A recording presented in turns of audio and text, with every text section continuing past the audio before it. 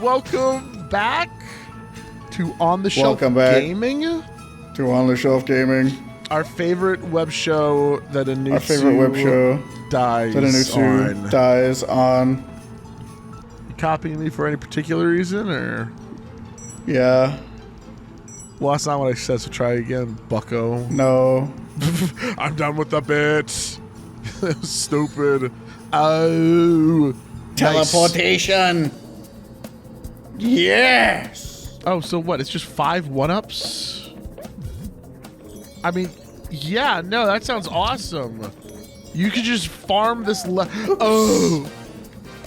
You could just farm this level. Why did you not collect a gem? Oops.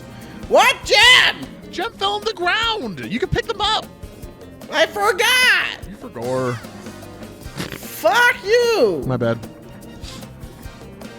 You're gonna spend all 5 of your lives that you just got. Maybe, yeah. If I feel like it. And what's the problem with that? Like, oh, well, you're out of there. Well, it's good before you die again. 5 lives is more than enough. True. And it's, if I can't make it work with 5 lives, I can't make it work. Then this is the. I can't make it work. This is the finale of Croc. Oh, what a shame. Listen, Croc is just too much for me. I'm not a real gamer. You're not a real 90s kid. Yeah. You're too young. You're too hip to, I can't beat super hard games like Croc. I can only beat easy games like Elden Ring. And Hollow Knight. Yeah. Well, I've never beaten that, but... You're well? Someday, perhaps. When Elden Ring on the show, Ian? Tomorrow. I need to. Tomorrow. Hell yeah. I know the answer. Can't wait. Listen, I'm hip with On the Shelf Gaming lore. I know when game happened. Game happened tomorrow. For sure. Every time. Oh, hey, look. Platforms to get to the places. Hooray. Yippee. You just got to get past the dog. Bye, dog. No, we should play Elden Ring. I'm hip to play it. Well, that's one of those problems where it's like, I'm hip to play Elden Ring, but I probably have to play Elden Ring on Born Loses Gaming. But that's the thing. I keep saying I'm going to play a game like that somewhere, and I just keep not doing it. Yeah. Plus, if you play it on the Shelf Gaming, no one will watch it, and then you can play it on BLG and be like, no, I totally never played that before. Wow. And I'll be like, whoa, Ian's a great gamer. It's my first time. I can't wait to... Oh, Beelzebub.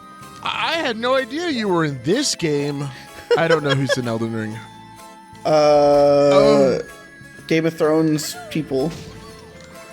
Is Beelzebub in the Game of Thrones? He just wrote it, probably. Game of Thrones Asgard. world is super evil, so... God.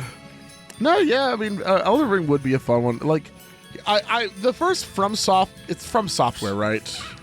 Yeah. Oops. I don't know how he's dead. you lived. I thought he killed me, and then I thought I killed him, and then neither of those things happened. You all just stood there in a stalemate. The first From Software game I'm probably going to play at this point, my guess is it's going to be the Bloodborne 2 for the Nintendo Switch. Fair. Is my guess. That's fair. It looks very good. Bloodborne also looks very good. Still never played it. I mean, Bloodborne is probably the #1 From Software game that's been requested of us to play. Mostly because we just made a big fuss about it in Astrobot. But oops. That's fine. You got your gem back. It's all good. It's like it basically didn't happen. Hell yeah, next turn. Holy shit, you might actually beat this level. That's insane.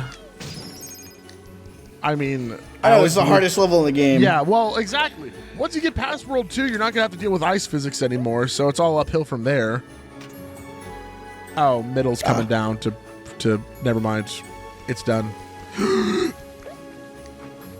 And so were you, almost. Yeah, it's just like, it's so overwhelming. It's like, where do you start? And what was your first From Software game? Elden Ring. Well, all right. Yeah. I feel like is Elden Ring a pretty good place to start, would you say? Oh, like, for sure. Well, the only problem might be is that it might be one of the best of them all, so... Yeah, I mean, obviously, like, it's my favorite. I went back and I tried one. I played a decent amount. What? Wasn't, like, hugely into Dark Souls 1. And, like, I've played some Dark Souls 3, which is also pretty good. It definitely makes a huge difference because, like, in Elden Ring, I definitely played Elden Ring, quote-unquote, wrong. Not that there is properly any, like, wrong way to play the game. Yeah. But, like, when I got to bosses that I just couldn't beat, because I forget the name, but, like, the final boss of the main story, as in every Soulsborne game, I guess, is not, like, the hardest boss in the game. Yeah, it's like... There's always, like, special bosses or whatever that are even harder for real gamers to challenge. Wow. And I beat, like, the whatever super ultra most impossible hardest boss in the game before I beat the main boss. Because her area is where I used to, like, grind out levels until I was high enough level that I could beat the final boss of Elden Ring without having to get better at the game. That's funny. Yeah, I think... Because I think most people, at least at the time, when it was still pretty new when I was playing, were like, yeah, somewhere around level 100, maybe not quite, is probably where you'll want to be for the end of the game. That's roughly where I was when I got to the final boss. When I beat the final boss, I was like level 200. That's really funny. So wait, like, man, I'd beaten like everything in the game already. Like, if I can't beat the boss without just grinding it a bunch, then I just need to grind stuff that's easy to beat until I'm stronger. Yeah. I didn't realize that it was that, like, not generic RPG, but the classic, traditional RPG where it's just like, yeah, no. If something's giving you trouble, you could just, get grind to be stronger. Yeah. Yeah, I mean, it kind of is and kind of is not, in so much as, I think there might have been a key in the last room. There was like an up area that I think you could have explored. Gotcha. It kind of is and it kind of isn't, because it's obviously not like intended. Oh, but you might have broken the oh wait, no. Platform to the left is going up and down. Oh, but I have no idea how to get back now. Wait, no, isn't that where you came from? No, maybe I'm wrong. That's where I started. Oh, then yeah. No, I've got no idea. Sorry, buddy. Croc of shit. No, you're fine. It's probably in one of these boxes. Maybe, but you can't get it. Well, because my assumption was that... Oops. Well, I guess... No, because the button definitely moves these things underneath the boxes. Oh. Yeah, probably. It's probably on the other side of the door. Yeah. I found a key on the other side of the door one time. We have gone back and forth, so no, I definitely don't think that that's outside of the realm of possibility. Yeah, that's really interesting. I mean, like, we're playing... Sekiro is kind of like a Souls game, right? Yes. It's a lot different than a lot of the other games, but so is Elden Ring. It's kind of different in the opposite way, though, because isn't it, like, really linear? All I know about Sekiro is you parry things. Like, that's... Yeah. The key! Aha! Key! Well, so it's just funny. So I kind of thought that So I'm now playing a game called Nine Souls, which is like a mix between Hollow Knight and Sekiro. I'm definitely pronouncing that wrong. Whatever. And like this game doesn't have like a level system in that you gain more stats. It has a skill tree in which you get new abilities. And so I think in my head, I was just like, oh, okay, that means the Souls games are going to be like that too. You're not leveling up your stats. You're just getting new skills to allow you to do stuff. Yeah, at least in like the Dark Souls games and in Elden Ring, it does have like actual proper leveling. One of the things about like the main series Dark Souls games is because like in Elden Ring, like I went to that super duper end of game area and just like proceeded to grind hardcore against a bunch of enemies that give you a shit ton of souls relatively to everybody else. Yeah. But like, that's not what you're supposed to be doing. It takes a while, even grinding those guys by the end of the game, to level up. And like, I had also I beat every single boss in the base game. Yeah. Before I beat the final boss. So like, I had all that grinding and all the experience from all these extra bosses, because I forget how many bosses there are, but it's like over 100 or something. Sure. Whereas in oops. Oh. I just, yeah. I don't. Oh no! It's fine. It's all good. That's what you good. got those 5 lives for. The other. Yeah. Oh, cool. Nothing. But yeah, in the regular Dark Souls series, like, there's not nearly as many bosses, and bosses give you by far the most like experience points. I mean, as you would expect them to. Oops, I was hoping that might buy me just enough time. Oh, well, it kind of did. Well, then my question is, why didn't you grind bosses instead? Well, because once you kill them, they're gone. That's what I'm saying. I killed every single boss in the game, and I still had to grind a bunch. Ha. Because the other option was to get better at the game, and I was like, no, I'm probably about as good as I'm going to get. What if instead I just got stronger? Make character stronger. Yes. Need less hits kill. But yeah, but like, it's not designed to be played that way. It's designed for you to level up to like a vaguely specific area of power. Yeah. And even more so in the others, because like with the open world, well, I can easily go anywhere and do whatever I want, fight the 100-something bosses to get a bunch of extra levels that you don't necessarily need to have if you're good enough at the game. But that was one of the things about Dark Souls 1, is it's a lot harder to just like RPG your way through the different bosses and through levels the challenge. Yeah. I mean, not that I didn't really play far enough in that it really became a problem. Most of the bosses were not that difficult in the early game. A friend. One of the things that's definitely crazy is like the pace of the games was so slow in the earlier titles. Because like in Dark Souls 1, like your character moves super slow, the bosses all move super slow. And I'm sure that would have felt perfectly normal, like, if you had never played a game like that. But after you've played Elden Ring and you're used to like everything moving pretty fluidly, pretty snappy pace, it's just like, man, I probably shouldn't have broken all those boxes. No, I mean, what? More boxes to break! Hooray! I love breaking boxes. There's gonna be a button in here. Oh, there's gonna be a nope. chocobo. I'm gonna set a chikorita. Also would have been wrong.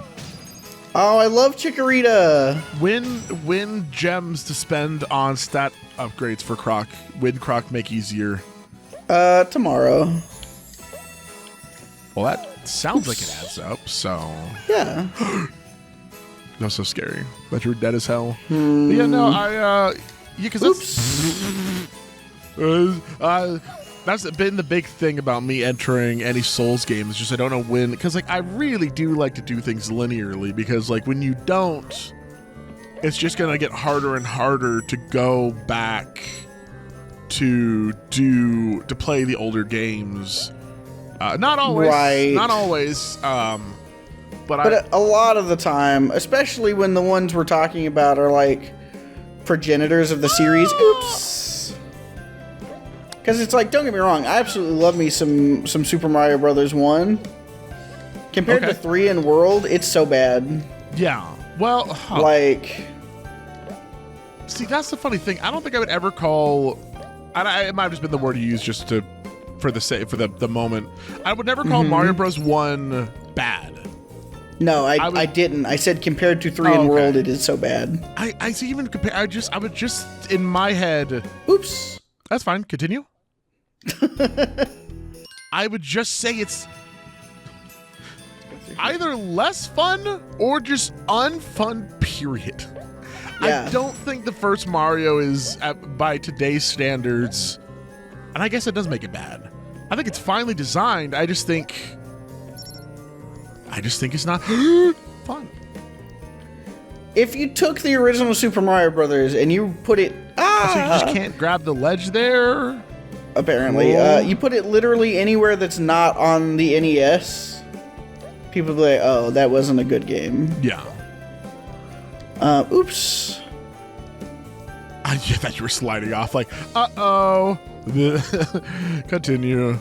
Oh, you already have a key, so you could technically go back and open that door now. Yeah. Or I could go this way. Or, exactly. To get the green thingy. Yes. And then the quickest shortcut, if you throw yourself off, you'll go right back to where the door was. Haha, nothing else will happen. Continue. Yeah, I don't know. It's been a really hard thing. You're fine. No big deal. It's been a really hard thing to come to terms with, trying to like rank and like see where I feel on games as they age, and be like, oh, for its time it was this or that, right? And for a long time, I feel like when I was watching game reviews around the Wii era, so like I don't remember when the Wii came out. 2000, let's say 2008, 2012. Oops. That's not good. Continue. I remember, because there's a lot of things where that was starting to reach the point where it was like, people were like, was Ocarina of Time the greatest game of all time? You know? Right. People were starting to be like, damn! Slick catch. People were starting to be like, well, yeah, for its time. And I remember at the time, these... What? I was just gonna say, it can't be the greatest game of all time, like, for its time. I see what you're saying. They're saying, but like, I don't know. That's a really weird way to even bother to say it at that point. Yeah, and I might even be saying it wrong too. It's just like, people were just like, is Ocarina of Time still a great game? And the conversation would generally go into, well, for its time, it was great. And oops. Back then, I swear that I was in front of that. No, I think these platforms are just a little funky. No, you're funky. Okay. And at the time I was just like, no, it wasn't good for its time. It's just a good game. It's just a great game. And as more and more time passes, right? Another decade, nearly decade and a half. Well, a decade and a half has passed since 2010. Right. And so it just makes me wonder. I'm like, okay, where am I on it now? Is Ocarina of Time still a great game? Or am I finally one of the people who's like, yeah, no, it was great for its time, and now it's hard. I don't know if I still think Ocarina of Time is a great game. I think it's still a good game. Like, it still does exactly what it sets out to do. And honestly, its narrative, I think, is slept on. I haven't like gone through and read the dialogue in the past. Oops. I just remember there was a time around 2015 where I was like, you know what? Let's just read all the dialogue of the game. And there's a lot of world building that Ocarina of Time has. There's a lot of dialogue that asks the player to take it seriously, and if you do, I think you're rewarded, because there's a fair amount to it that's really interesting and helps like build the stakes of the game, rather than how I've played a game like Ocarina of Time for the past however many years, where it's just mash A, get to end, do dungeon, and that's it, right? Right. All of this to say, I wonder how games made today, right? Because we're finally we're no longer running into the issue of we aren't halted by graphical limitations. We aren't halted by people learning to design games in a 3D space. We are in the point where it's like, everyone knows how to design games. Everyone knows how to work with 3D. We aren't held back by graphics. We aren't being held back anymore. So my guess is 20 years from now, right? Like Elden Ring, a game like Elden Ring will hold up better than a game like Ocarina of Time did in the same time span, right? My guess is that Elden Ring will still be a great game 20 years from now, even with whatever, we have to learn about game design and how they continue to make games better. But I don't know. I say that and I think that now, but I am just curious to see what time will bring, what will stand the test of time. Because, living in the moment, it really does. It feels like, oh yeah, no, all the games are coming out nowadays are great. It's crazy how good gaming is right now. And do we still have a lot of room to grow with game design and whatnot? I don't know. No, for sure. Well, that's one of the things where it feels like the answer should be no. Yeah. But that's just because the next ingenious idea hasn't been thought of yet. Exactly, yeah. Because we've gone through these different renaissances of indie games being super popularized. It's so funny to look back at the games like Fez and Braid were the ones that are these brought indie games to the forefront. Yes, as it turns out, I was supposed to turn around. Oops. Oh no! Well, it's fine. We'll just beat the level. Great. Yeah, no, because it's one of those things. It's imagine if Minecraft hadn't been invented. What the fuck is that? We could talk about Minecraft in a. Oh, goody! Oh, it's much better now. I mean, it honestly is. What the scary ass level? Man. Yeah, I don't like it here. This is the world that Minecraft doesn't exist. Yeah, in the alternate reality where Minecraft, didn't ever exist. Not that much changes in the general gaming landscape when you get right down to it. Yeah. Not because Minecraft isn't huge, not because it didn't influence a lot of stuff. It kind of came from that time period where we're already Continue. Oops. We're already kind of post the biggest innovations in gaming. Yes.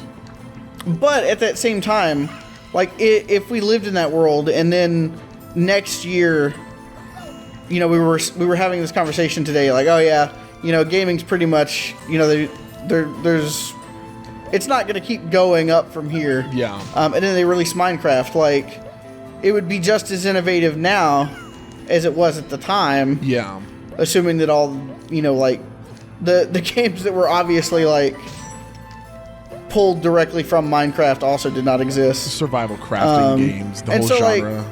Right. So somewhere in there's just an idea that hasn't been put together yet. Yeah. But as far as the biggest things, because everybody knows how to make a game control well enough that it will be fine to play. Now that doesn't mean everybody does it every time, but it's not some super difficult thing that still needs to be figured out. Most of the basic stuff that tends to be the stuff that games, especially from this, the PS1 and Nintendo 64 era, the things that a lot of the best games from that era got wrong were stuff that they just completely they did it completely wrong. Yeah. Because no one had done it right yet. Yeah. Or maybe it had been done right, but nobody was sure that right thing was actually what was right. So I don't think that games from today will end up aging nearly as poorly as games back then. A lot of games from our childhood did. But I mean, there really is no way to know for sure. No. I think especially since it's at some point, we could just go full VR, people keep saying, oh yeah, that'll definitely happen, even though it probably won't. But if it does, people will look at shit like Elden Ring and be like, oh man, playing on your TV? Yeah, stupid. What? 2 of them? Not gonna lie, that's not what I expected. No! That's innovation, baby! And then you hit both of them? Or what? Well, that's fine. Okay, well, they are... God, they're fast! Yeah. Bro, horseshit. Oops. Oh, God. You need to get that. Don't touch me! You need to get the hell out of it. Stop somersaulting, you son of a bitch. Do not touch me! You talking about Minecraft is a good point, where I do wonder if... Whoa! Nice. That did not hit at all, but it gave me credit. And that's where I wonder where innovation will come from, right? Is innovation just finding a new genre and a new way to make games like, you know, crafting survival? Or will we find... You did it! I thought he killed me for a second there. Me too. Or is there still time for the Metroidvania genre, for example, to like get flipped on its head and like, oh yeah, this is what the genre is about now. This is what it was all leading up to. I don't know, man. Gaming's cool. Desert level. Hooray! Next time on the Shelf Gaming. Next time on the Shelf Gaming, desert level. Or we go back. Level. Yes. Level 1. Yes.